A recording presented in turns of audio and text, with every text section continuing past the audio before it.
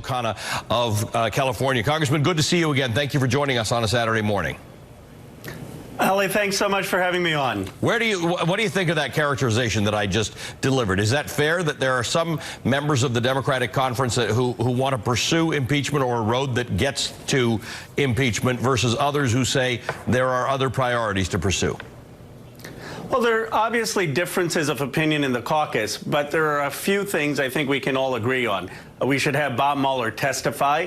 We should have the full report. We should have the committees do their work.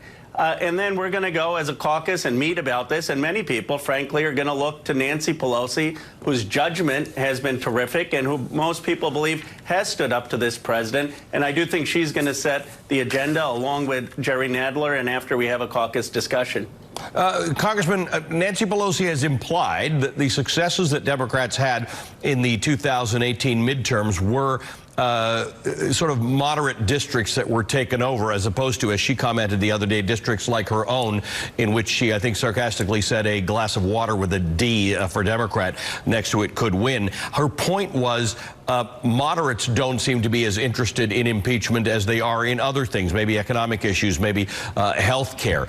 Does this go down partisan lines, or is it something else? I don't think it's about partisan politics. I mean, I will say even in my district, which is a progressive district, people care most about health care, about prescription drugs, about jobs.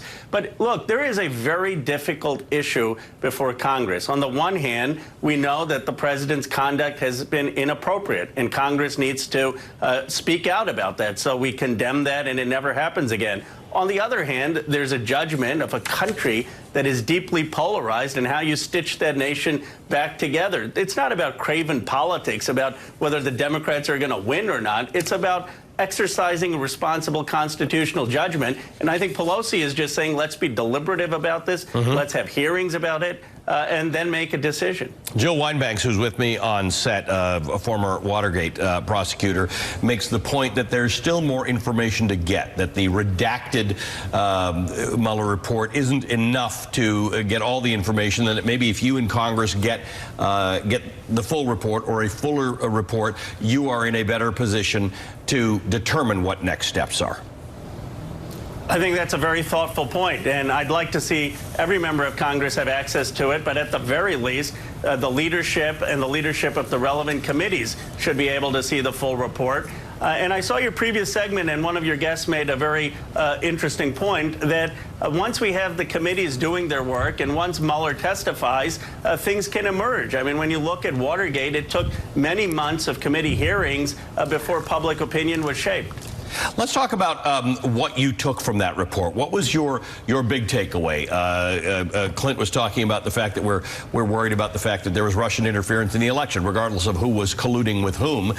They were doing it then. They're going to do it again in 2020. Others are concerned about the degree to which the president seemed to ask people to lie on his behalf. What's your takeaway? What's the thing that concerns you most out of this report?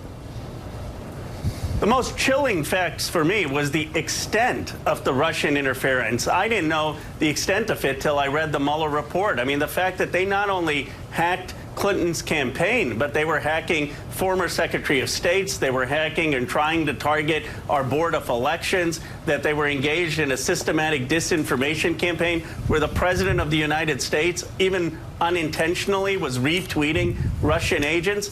And what I don't understand, and I don't understand it about my Republican colleagues, is why we can't come together to at least make sure that this never happens again through our democracy, and why the president can't come out and say, I will do everything to make sure we don't have foreign interference again.